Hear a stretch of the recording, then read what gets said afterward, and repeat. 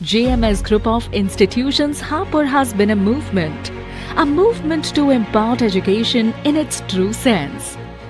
It is really a movement that commits to deliver a highly disciplined and cultured civil society.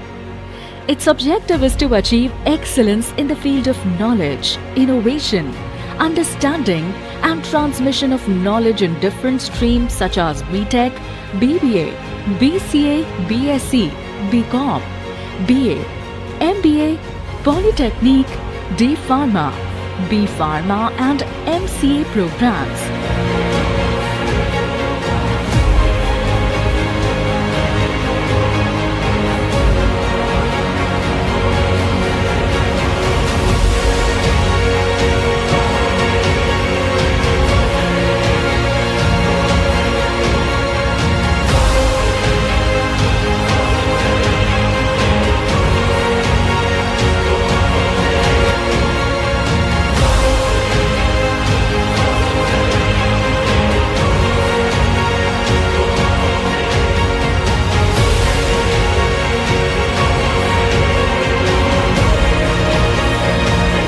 JMS Group of Institutions Hapur is a top-notch institution in the whole gamut of NCR Delhi.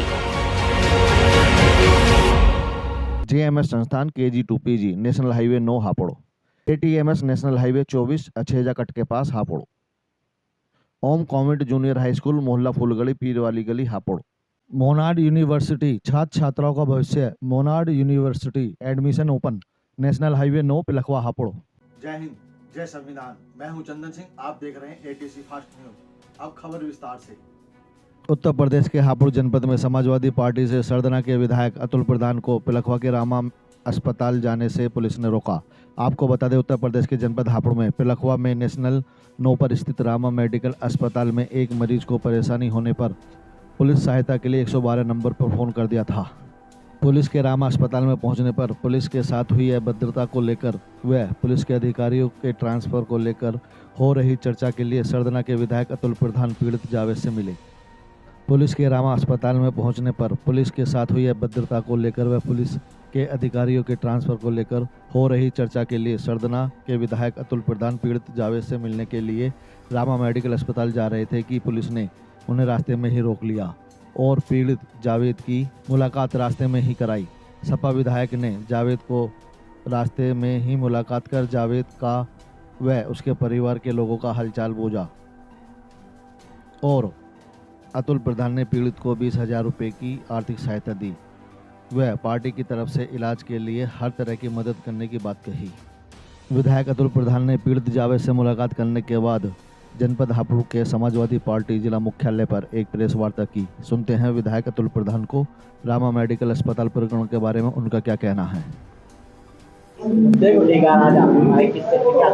देखिए, जो आज हम लोग आए हैं, जो Rama hospital है, medical college है, उस मेडिकल कॉलेज की पूर्व में भी बहुत सारी शिकायतें हैं अखबारों की कटिंग के माध्यम से, क्योंकि हम लोग भी जुड़े हुए हैं, एक ही मंडल है, मान लिया आना जाना है, नातेदारी रिश्तेदारी भी हापुड़ में बहुत सारी हैं, हम लोग पढ़े भी यहीं पर, तो काफ़ी लोगों से जुड़ाव है। तो अधिकतर लोग जो वहाँ पर पहुँचते हैं तो सबकी अधिकतर शिकायत ये आती है कि उनका जो व्यवहार है वहाँ पर वो बहुत ख़राब है। फिर दवाई भी वहीं से लेनी है, जांच भी वहीं से करानी है, और सबसे बड़ी बात ये है वहाँ पर कि अगर कोई व्यक्ति उनसे अपने मरीज़ की जानकारी चाहे तो वो जानकारी ठीक ढंग से उसको उपलब्ध नहीं हो पाती। इसी कड़ी में जो एक जावेद नाम का लड़का है जिसकी माँ यहाँ पर भर्ती है, पिछले लगभग 20 दिन से वो यहाँ पर पेशेंट के रूप में है। हम लोग उससे भी, माननीय अध्यक्ष जी, सारी पार्टी के वरिष्ठ लोग हापुड़ जिले के, हम सब लोग वहाँ पर जाकर उस परिवार के व्यक्ति से मिले। वो जो महिला है जुबेदा, क्या नाम है, जुबेदा जो महिला है, उनका बेटा है जावेद, उससे हम लोग मिले और पहले तो बड़ी आनाकानी हुई। वो था हमारे पास तो चुपचाप से किसी ने पता नहीं क्या कहा, चला गया बेचारा, फिर वापस आया, बुलवाया हम लोगों ने। तो हमने जब उससे बात की तो उसने एक एक बात विस्तार से हमको बताई, जानकारी। आप भी पत्रकार हैं, आपको भी पूरे हापुड़ के पूरे घटनाक्रम की जानकारी है। जहां एक तरफ फेक इनकाउंटर हो जा रहे हैं, जहां कस्टोडियल मौत सबसे ज़्यादा उत्तर प्रदेश में है, जहां सबसे ज़्यादा नोटिस अगर मानवाधिकार आयोग से किसी को मिले हैं तो उत्तर प्रदेश की सरकार को मिले हैं, सिर्फ इस वजह से कि पुलिसिंग ठीक नहीं है और पुलिस का जो रवैया है वो सरकार और शासन के नाम पर बहुत गलत है और इस गलत के हिसाब से बहुत सारे लोगों को इससे नुकसान भी हुआ है। और दूसरी तरफ 112 नंबर की गाड़ी, जब पीड़ित व्यक्ति अपने माँ के इलाज से असंतुष्ट होकर उसका वहाँ से रेफर लेटर बनवा रहा था और उसको समरी उन परिवार के लोगों से मांगी, रुक जाना भाई, जब समरी मांगी डॉक्टर से तो पहले तो समरी देने के लिए मना कर दिया, पहला नंबर, और दूसरा नंबर फिर जब समरी देने के लिए कहा तो समरी गलत दे दी। उस गलत समरी को उसने डॉक्टर को दिखाया, किसी हमने अपने डॉक्टर को, और डॉक्टर ने कहा इन्होंने ठीक ढंग से चीज नहीं लिखा तो उसको भगा दिया। उस बेचारे ने परेशान होकर 112 नंबर जो हमारे आपकी सुविधा के लिए जो पूर्व में माननीय अखिलेश यादव जी ने 100 नंबर से चलाई थी, उस 112 नंबर पर फ़ोन करता है। फ़ोन के बाद में वो गाड़ी वहाँ पर पहुँचती है, पुलिस वहाँ पर जाती है, इसकी जानकारी जुटाती है। वो जो वहाँ पर दरोगा थे 112 नंबर की गाड़ी पर, उससे वहाँ के जो गार्ड्स थे या जो इंचार्ज थे उनके साथ बदतमीजी करते हैं। बदतमीजी करने के बाद में वो अपने सीनियर्स लोगों को बताते हैं, सीनियर लोगों को पता होने के बाद में वहाँ पर सीनियर लोग पहुँचते हैं, इंस्पेक्टर पहुँचते हैं, चौकी इंचार्ज पहुँचते हैं। जब इंस्पेक्टर चौकी इंचार्ज पहुँचते हैं उनसे भी वही रवैया अपनाया जाता है।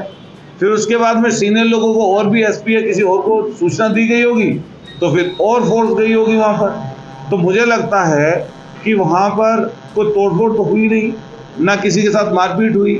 तो पता चलता है कि इतना ताकतवर था वो अस्पताल का मालिक जो भी रहा होगा, पता नहीं कहाँ से इतनी ताकत आई उसके पास, कहाँ से इतना वो बलशाली बन गया कि एक एसपी निपट गए, एक एडिशनल एसपी निपट गए, इंस्पेक्टर निपट गए, चौकी इंचार्ज सस्पेंड हो गए, 112 नंबर वाले भी आज सस्पेंड कर दिए। सोचो, एक तरफ आप दम भरते हो सबके साथ सबके विकास का, आपको वो नाम नहीं पचा क्या वो नाम नहीं पचा?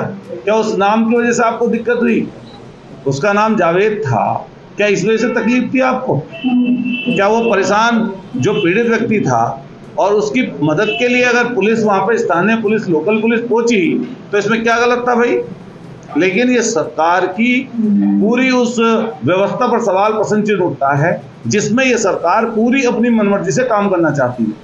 माननीय अखिलेश यादव जी ने लगातार सभाओं में लोकसभा की में कही ये बात कि जिस तरीके से अग्निवीर इस सरकार की केंद्र सरकार की देन है, इसी तरीके से उत्तर प्रदेश में भी ये पुलिस को अपना एक तरीके से गुलाम बनाना चाहते हैं, निष्पक्ष नहीं रहने देना चाहते। और जब अगर कोई सही काम करना चाहेगा भी तो उस पर इतनी बड़ी इस तरह की कार्रवाई, मुझे तो लगता है पिछले 15 और 20 सालों की हमारे 20 सालों की पॉलिटिक्स में, सामाजिक जीवन में इस तरह का वाक्य हमने कहीं नहीं सुना कि एक बड़े धन्ना सेठ के कहने पर जिलाध्यक्षी और समाजवादी पार्टी की पूरी हापुड़ की टीम कल भी जबरदस्त प्रदर्शन की, ज्ञापन भी सौंपा। और मैंने जब जानकारी ली, चूंकि मैं भी मेरठ जिले का और यहाँ पर रिश्तेदारी नातेदारी के लोग हैं, माननीय राष्ट्रीय अध्यक्ष जी को हम सब लोगों ने इस बात से पूरी अवगत कराया और हमारी कोशिश यही रहेगी कि जो खाकी वर्दी पहने हुए हमारे साथी हैं वो भी हमारे भाई बंद हैं, वो भी इस सरकार के चार चरित्र चेहरे को समझ लें कि जिसकी निष्ठा और ईमानदारी की वो लोग बात करते हैं, उनकी निष्ठा और ईमानदारी उनकी किस तरह की है कि उन्होंने एक किसी धन्ना सेठ के कहने से किए गए सही काम पर एक आईपीएस अधिकारी को, एक एडिशनल एसपी को, और वो भी बेचारे जो सिपाही हमारे या ऐसा ही रहे होंगे, इंस्पेक्टर रहे होंगे, वो भी तो किसी माँ के बेटे होंगे। क्या आप बताएंगे आगे जाकर जो सस्पेंड होकर जाएंगे किस चीज़ में सस्पेंड होकर जाएं? कोई कुछ कह के अपमान कर रहा होगा कि घूस खा ली, कोई कुछ कह रहा होगा, कोई कुछ कह रहा होगा, लेकिन ये नहीं पता सच्चाई में कि किसी धन्ना सेठ के कहने पर उनको हटा दिया।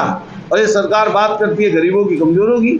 अरे गरीब और कमजोरों की बात करते तो कम से कम उस पीड़ित व्यक्ति से इनके बड़े अधिकारी पूछ लेते, जांच करवा लेते, उसके माँ के बेटे से जो लगातार यहाँ पर पिछले 1 महीने से ज़्यादा से परेशानी और दिक्कत के हालात में हैं, उससे जानकारी ले लेते, आसपास के लोगों से जानकारी ले लेते। छोटी छोटी बातों पर जात धर्म के नाम पर बातें करते हैं छोटी छोटी चीज़ों पर कहीं जाकर बुलडोजर चला दिया, कहीं जाकर उल्टी सीधी कार्रवाई कर दी, इस तरह कार्रवाई करते हैं। और दूसरी तरफ इस तरह की चीज़ करने पर ऐसी कार्रवाई करते हैं। तो इस सरकार का कोई चाल चरित्र चेहरा नहीं है। हम पूरी तरीके से मांग करते हैं कि माननीय सर्वोच्च न्यायालय या माननीय उच्च न्यायालय की अध्यक्षता में इस पर एक कमेटी गठित हो, और ख़ास तौर से ऐसे जो मेडिकल कॉलेज चल रहे हैं इनके खिलाफ सख्त से सख्त कार्रवाई होनी चाहिए। और हम लोग अभी 29 तारीख से उत्तर प्रदेश की विधानसभा चलने वाली है। मैं कोशिश करूंगा समय लेकर कि इस हापुड़ के प्रकरण को मैं जरूर सदन में रखूं और सदन के माध्यम से लोगों को बताने का काम करूं। अब दीजिए मुझे यानी चंदन सिंह को इजाजत, फिर मिलेंगे किसी और खबर के साथ। तब तक देखते रहिए एटीसी फास्ट न्यूज। जय हिंद, जय संविधान। Welcome to ATMS. Our sprawling campus provides a conducive environment for learning, with cutting-edge facilities and resources designed to support academic excellence. Beyond academics, our vibrant campus life offers a plethora of opportunities for students to discover their passions.